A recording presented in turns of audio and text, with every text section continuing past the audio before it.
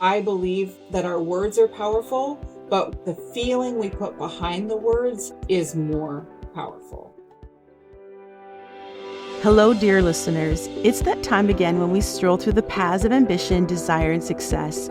Welcome to the Dare to Declare podcast, where we explore the enchanting world of giant manifestors who've turned their visions and goals into the stuff of legends. I couldn't help but wonder, how do some people create the lives they've always dreamed of? Is it the magic of manifesting, the power of perseverance, or perhaps just a dash of serendipity?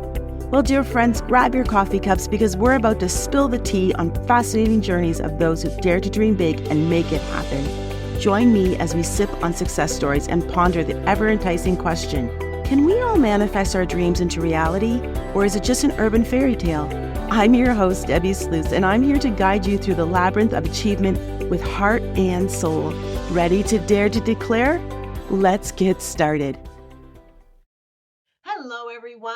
I am so excited to introduce you to this new amazing lady, new to me, that's in my life. And I'm going to share a little bit about how our paths crossed, which was starstruck. Like it was just like stars crossing and meeting.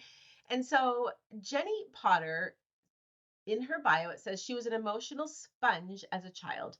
She has always had the ability to see, in quotation marks, people's feelings and emotions, and it has guided her entire life.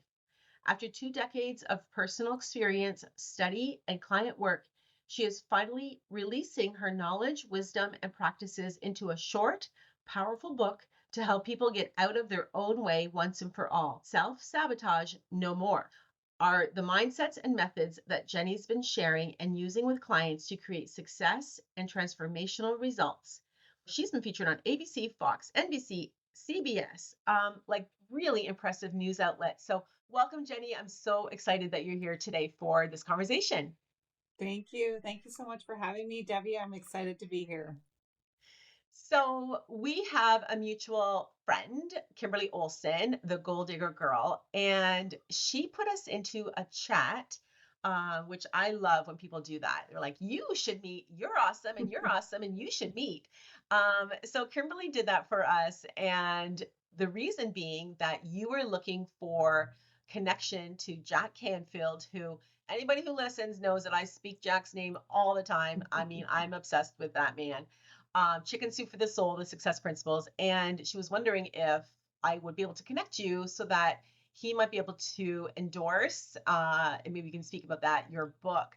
So let's just start there. Like, you didn't even need me, girlfriend. Like, you are an amazing manifesting maven. So tell us a bit about that and why you wanted Jack to be part of that.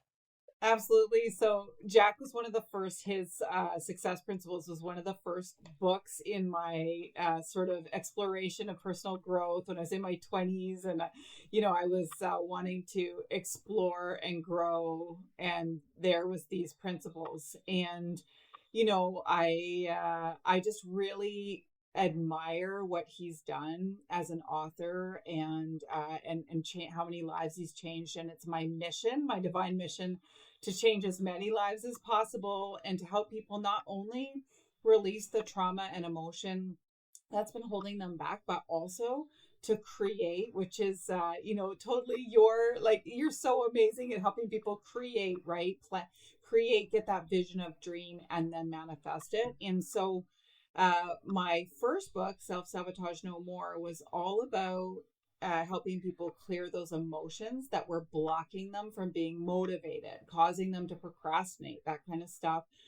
My next book, which is launching September 3rd, Stuck No More, is more about the manifesting side of things. How do you get into alignment with your dreams so that you can step into your dreams? And so I really wanted Jack. I just wanted his endorsement. I wanted him to read the draft. And I had reached out to Kimberly and I was like, hey, do you have any connections? And she was like, oh my gosh, I have to connect you with Debbie. You guys are both in Canada. I can't believe you don't know each other. So Never funny. does. I know, right? But anyway, she's like, you have to meet, you have to connect.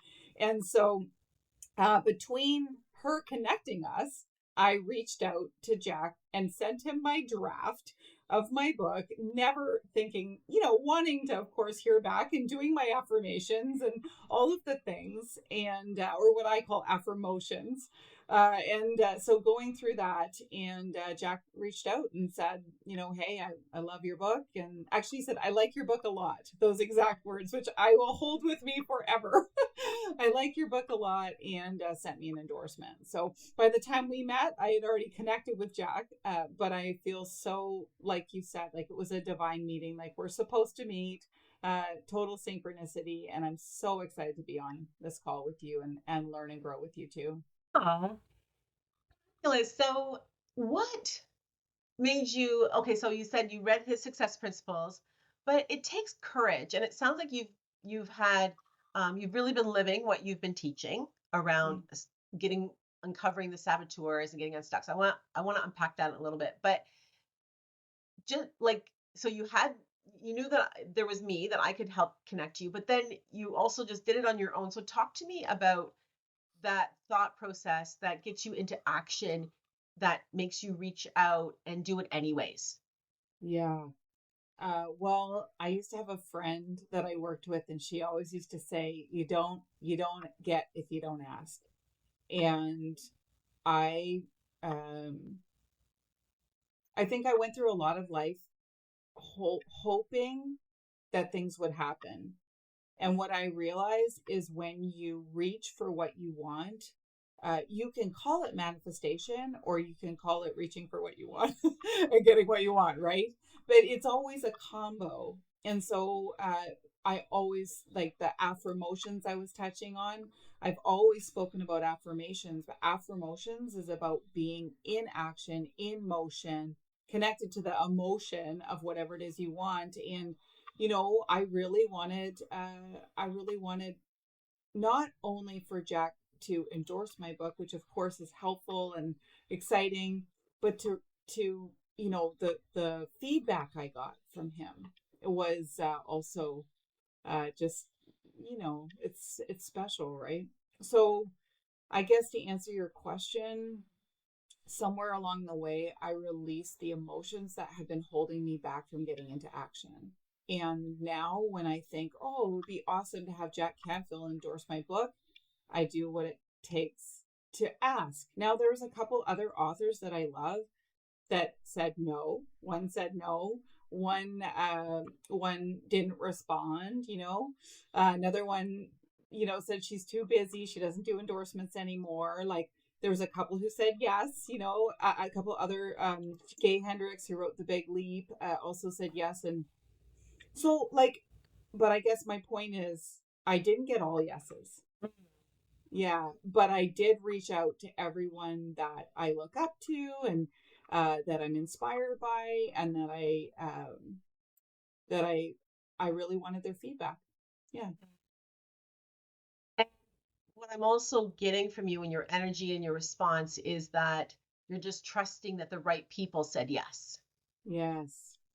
Yes. So not holding on, not 100%. circling back to that saboteur that goes, oh, they said no. Like, because it takes something to break through and ask, but then it also takes something not to sabotage the yeses and the nos.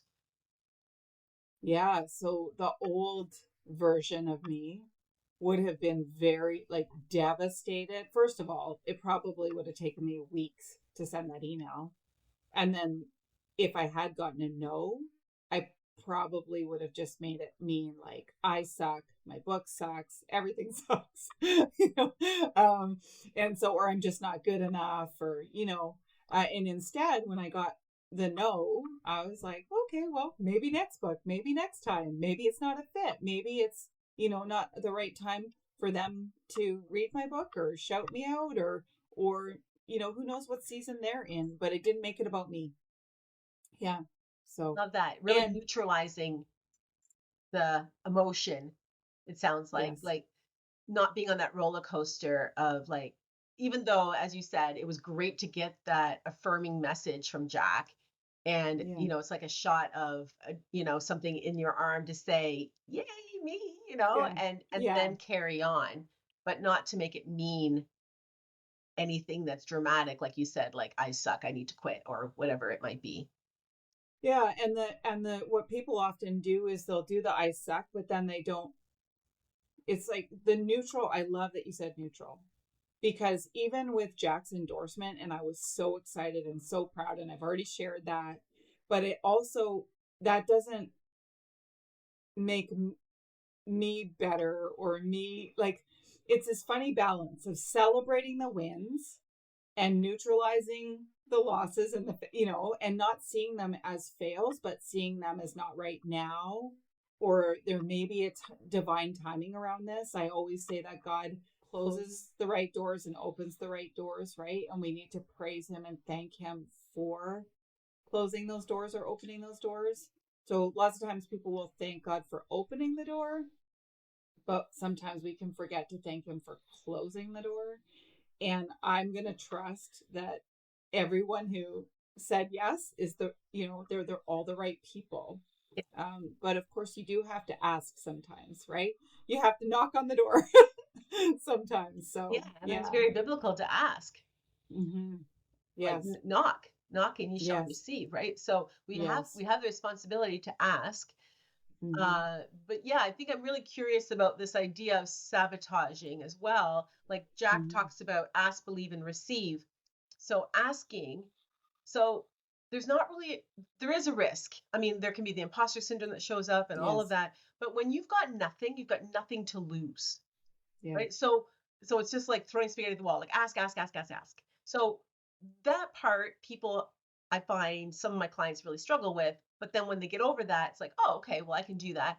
And then it's believing that it's possible, and they get through that. But I find, and I'm curious about this, it's about the receiving piece, that, as you said, it's like that part, whatever is received, that's where the saboteur shows up in in a cape, and really wants to be the evil villain to take down whatever it is that God's sending you. Would you agree, or what's your take on Yes. that?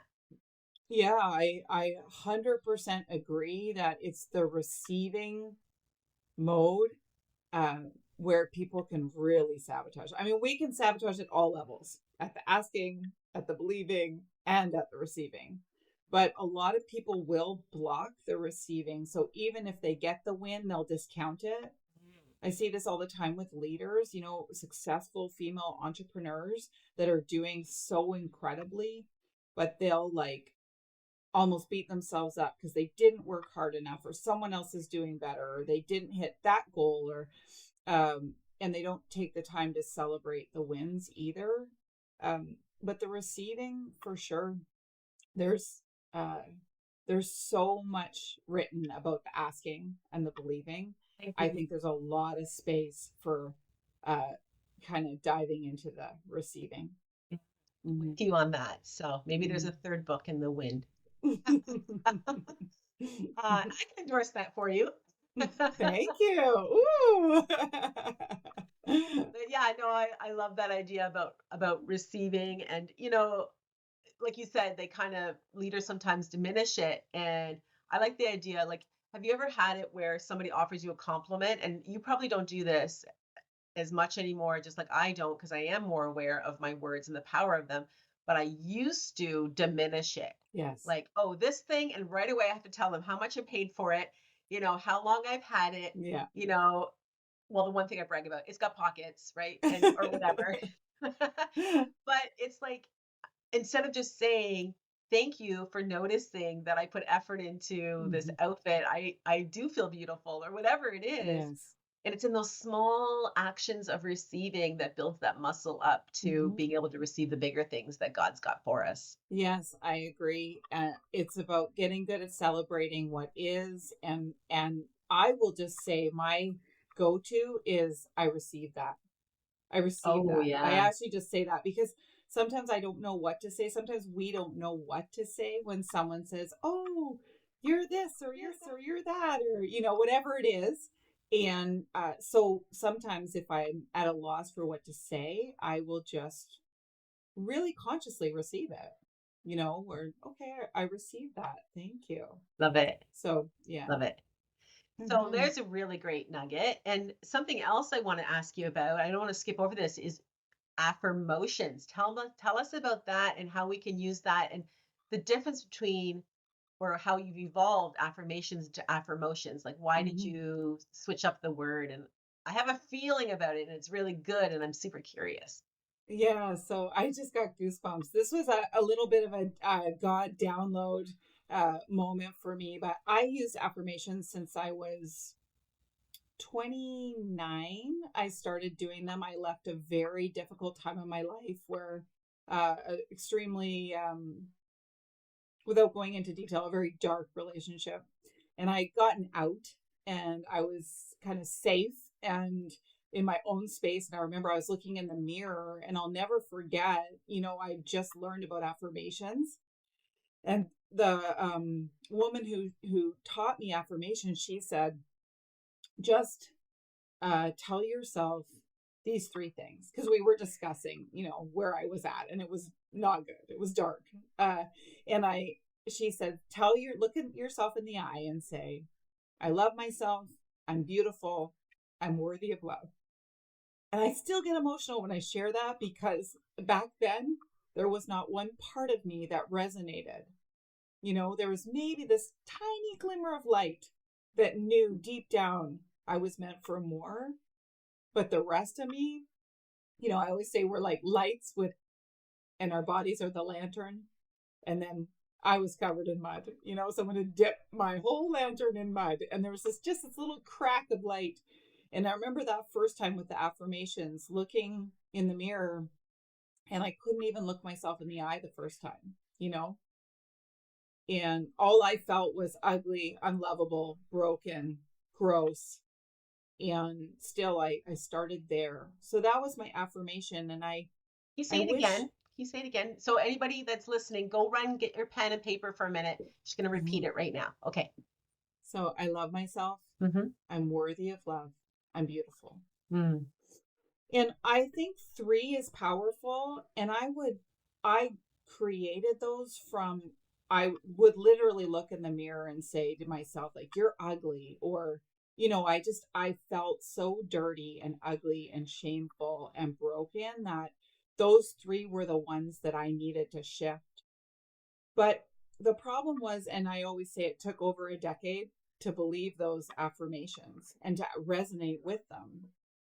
And partly that was because of emotion that I hadn't healed, that was kind of in the way. But also, I wish I'd learned to say them a little differently. And that's where affirmations come from. So the I am statement is that foundational statement, the affirmation. So if we did, I am worthy of love, I'm worthy of love.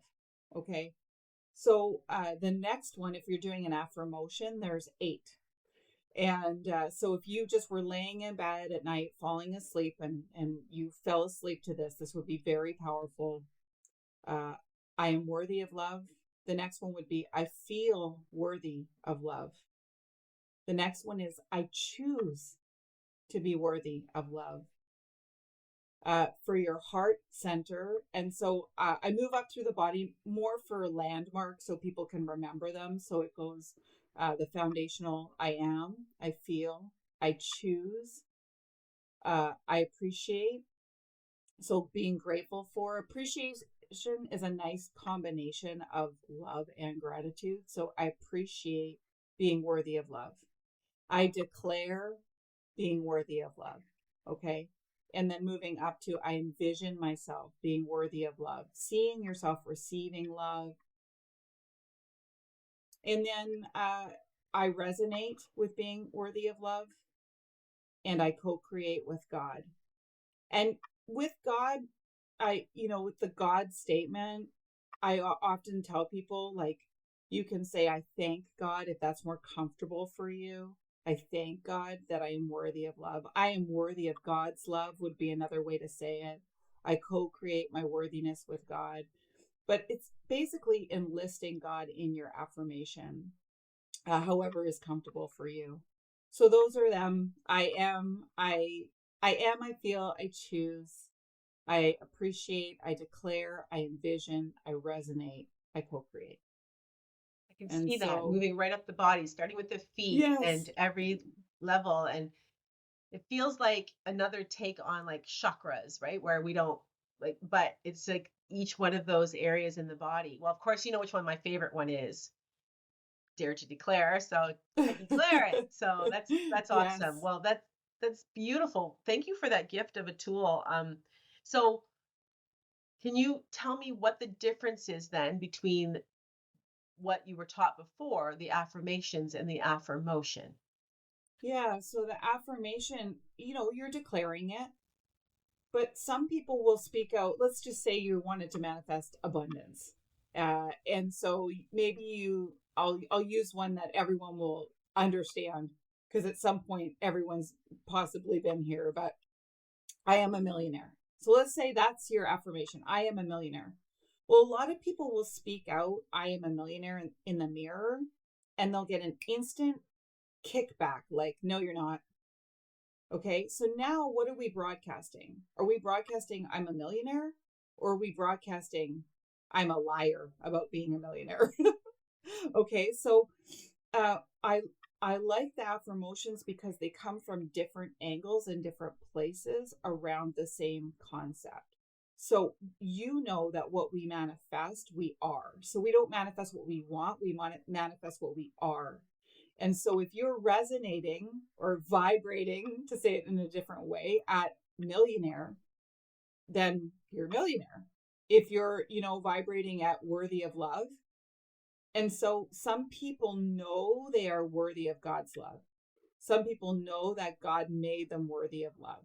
And so that affirmation is easier to speak out and easier to sit with than maybe I am worthy of love in the beginning. So depending on where you're at, the goal is to resonate 100% with all eight. But you might be able to get there faster if you're starting from a place that is in alignment.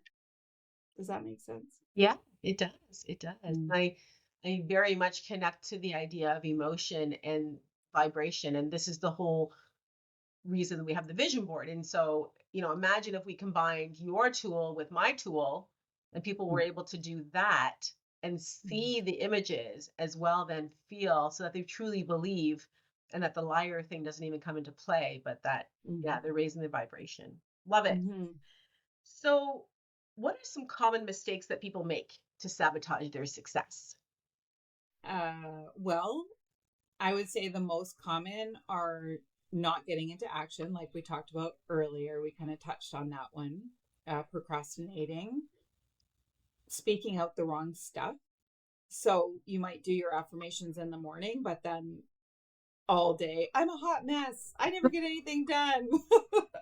Right? I'm a disaster. Or you open the bills, like, I can't pay these, or I don't have enough money, or what we speak over our lives on a daily basis when we're not doing our affirmations, I would say that's a pretty big mistake. That pretty common, describing who we are. We've gotten very good as a society of describing ourselves in a self-deprecating way. Mhm. And so, that's definitely a piece. And then, I mean, you kind of touched on it with Jack's principles, or those, that ask, believe, receive, that kind of, those three. I would say that's where we get in our own way, is if we have a belief that we're not worthy of success, or we're not the kind of person to be successful, or dream boards don't work for me, or whatever the belief is, then you'll create that. Right. Yeah. Hmm. So, what are some of the practical tips that you have, like using the example that you're doing your affirmations, affirmations, and but then your your girlfriend group is like sarcastic and kind of funny, and like sometimes I even see it on cups where it's like Yeah. hot mess, like all that kind of Yeah. culture of that self-deprecating. So, what are some tips that you would give? What do you give to your clients to be able to step out of that? Well, it's so funny when you just said that about the girlfriend group. Sometimes you do have to leave some people behind. Mm. So I would definitely, I don't tell people to like drop their friends, but I would definitely think about who lifts you up, who feels good. If you are in the habit of using sarcastic humor and speaking that way, just work on stopping, it's a really detrimental type. I used to be very sarcastic. And And imagine having met you. Seriously.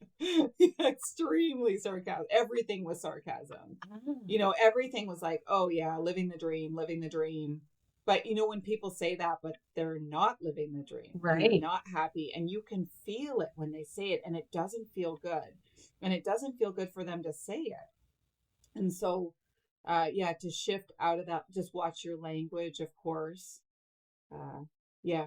That's funny. So, We are saying it that way, but so I was at a wedding, my niece's wedding actually, and the groom, like the one of the groomsmen busted him. He's like, "Yeah, so we introduced you to, we kept saying you should date her."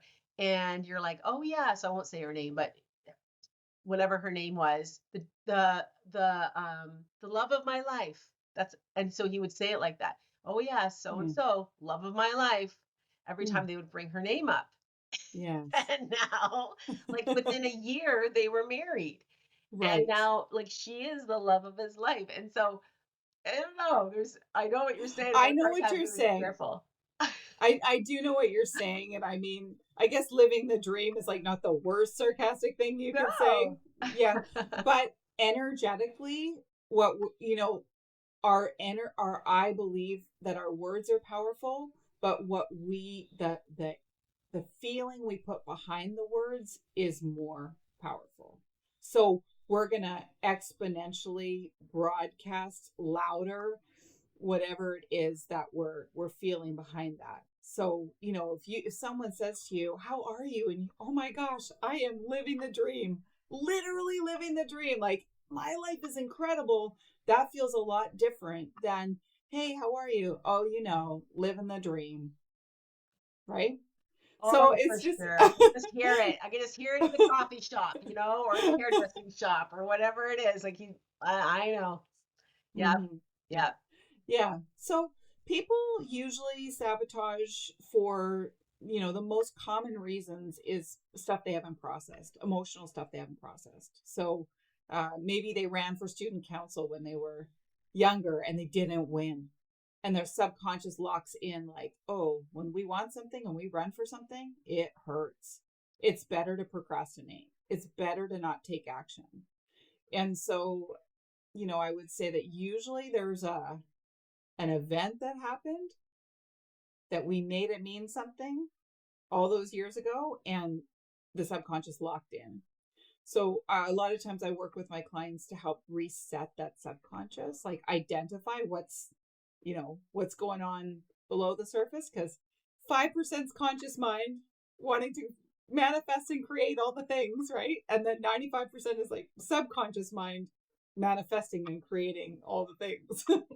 For sure. And I love that you said that. Like it's all connected. So it seems like out of this process, this is how I see it, as a linear line where it's like, but it's kind of circular. Like where limiting beliefs, you've got to do the self-awareness. You got to do the uncovering, the turning over the stones, the finding out what's below the surface.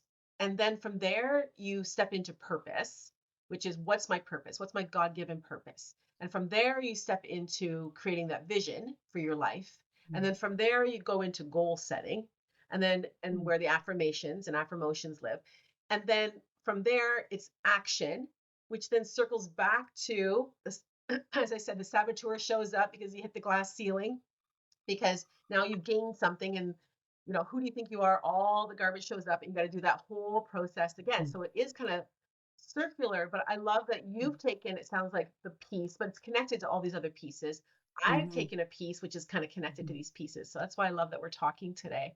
Would is Yeah. there anything you want to add to that circle that I just described? Yeah, I mean, I absolutely agree. And oftentimes that circle that you're talking about, like, you do take the action and do the thing, and win or lose, it will trigger some kind of response. And then that response will dictate, for example, if you've ever, uh, I won an award once, and I was literally every day showing up, doing Facebook Lives, prospecting, talking to people, doing all the action.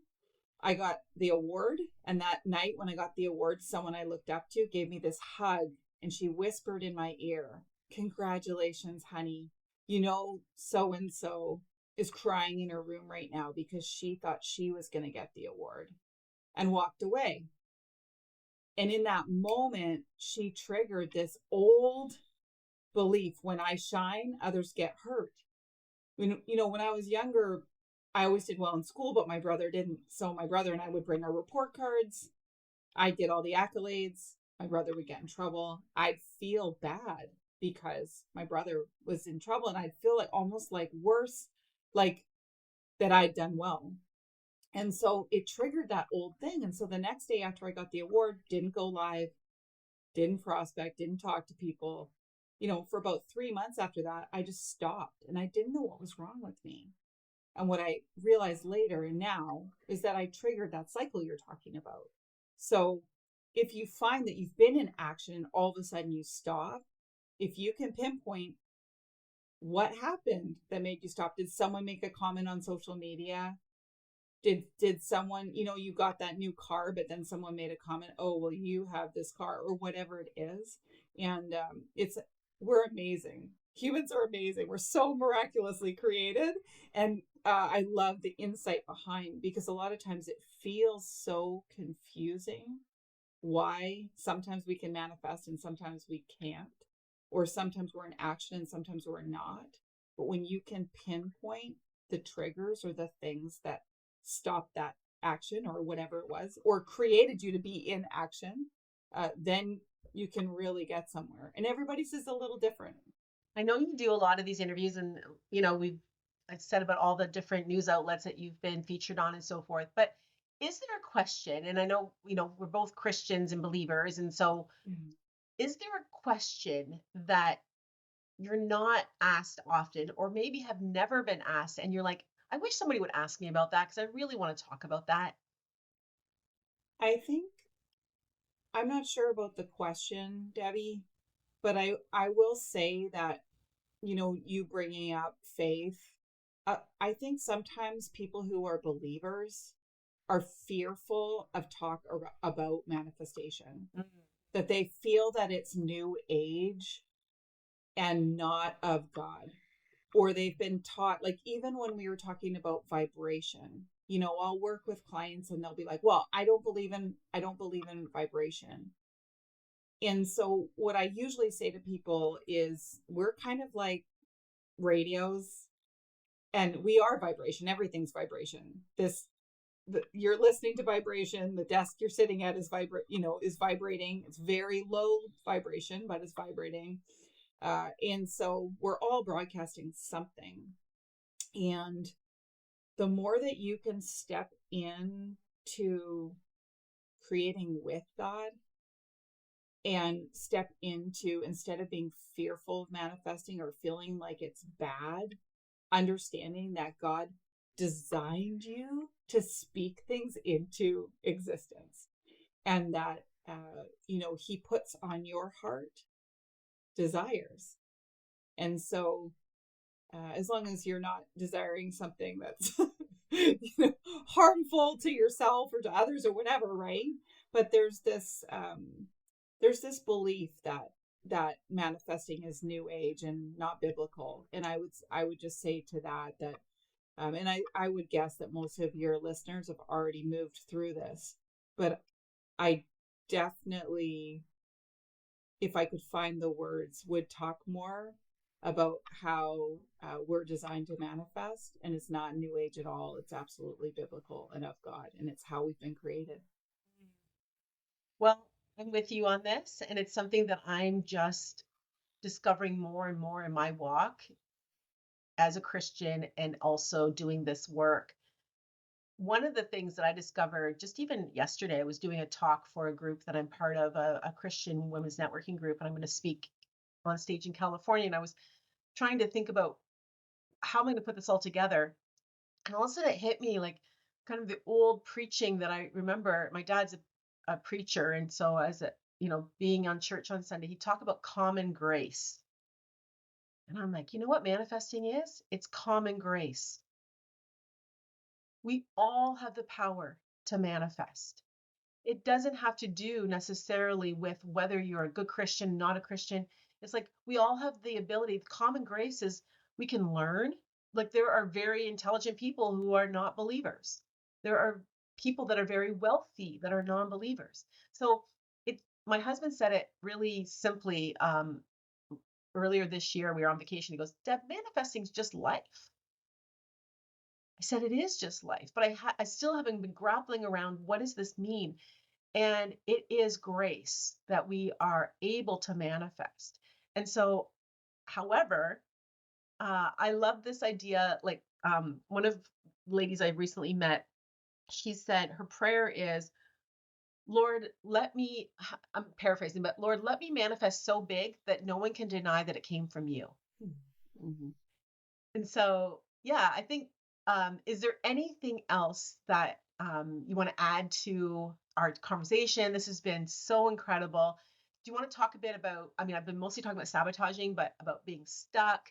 Um, can you tell me why you wrote this new book? Yeah. Yeah. So self-sabotage no more is mostly focused on clearing the old wounds, and stuck no more is more about the creating side. There is another tool in there that does help you kind of release old stuff that's blocking you from manifesting. But mostly it is about affirmations. It's all, each chapter dives into each affirmation. So a whole chapter on feeling, a whole chapter on declaration, appreciation, why it's important, why it works. And I mean, I just want to help people step into their best lives. And the first book drew so many people in because everybody sabotages on some level. Everybody's sabotaging. So I wanted to just continue that and add more, but more on the creation side, more on the, now you've healed, or now you've released the pain. Here now you can step into some more fun creating. Cool. So with your book, do you do like right away my mind went to like, ooh, what else could she do with that? Like that would make a really cool retreat to walk through each one of those and to focus on even the areas of the body and the affirmations around that. Like, what other ways do you serve people besides being an author? If you go to jenniepotter.com, and that's JenniePotter.com, there are some free resources in there, and you can also join my Facebook community from that website. So that's a place where what you're talking about with the retreat. There's definitely something in the works in the future. Nothing to sign up for now, but if you grab any of the free resources or join my Facebook community, then I'll keep you in the loop for what's to come. Yes. Can they get your book there too? Yes. Okay, excellent. Yeah. So we'll drop that in the show notes as well. So Jennie, thank you so much for being here. You are such a blessing, and I'm so glad, as I said, that we got introduced and that our paths have crossed, and I know we'll be doing more together at some point, being that we're in Canada. Like, we're practically neighbors. Just a 5-hour flight. Any last words that you'd like to leave? No, thank you so much, Debbie. I appreciate everything you're doing and all the lives you're changing with the work that you do. And I really appreciate the time that you spent with me this morning. You're welcome. Cheers, everybody. Today, we've delved into the realm of manifesting giants, exploring the power of declaring our desires to the universe with unapologetic boldness. But before we bid adieu, I have a little something special to share with all of you dreamers out there. Introducing the Dare to Declare Vision Board magazine and online DIY Vision Board course, your ticket to manifesting greatness in style. Picture this. Flipping through pages filled with inspiring images, empowering quotes, and step-by-step guides to help you create the vision board of your dreams. Whether you're yearning for that spacious condo with a view or a love that sets your soul on fire, our magazine is here to guide you every step of the way. Dive deep into the art of manifesting with our exclusive online DIY vision board course. led by manifesting expert, yes, yours truly, and seasoned dreamers. This course will teach you the ins and outs of creating a vision board that speaks to your heart and soul. So what are you waiting for? Join the ranks of the manifesting giants and dare to declare your wildest dreams to the universe. Head over to our website, debbiesluice.com, and grab your copy of the Dare to Declare Vision Board magazine and enroll in our online DIY Vision Board course today. Until next time, keep dreaming big and daring to declare, because in the world of manifesting, the sky's the limit.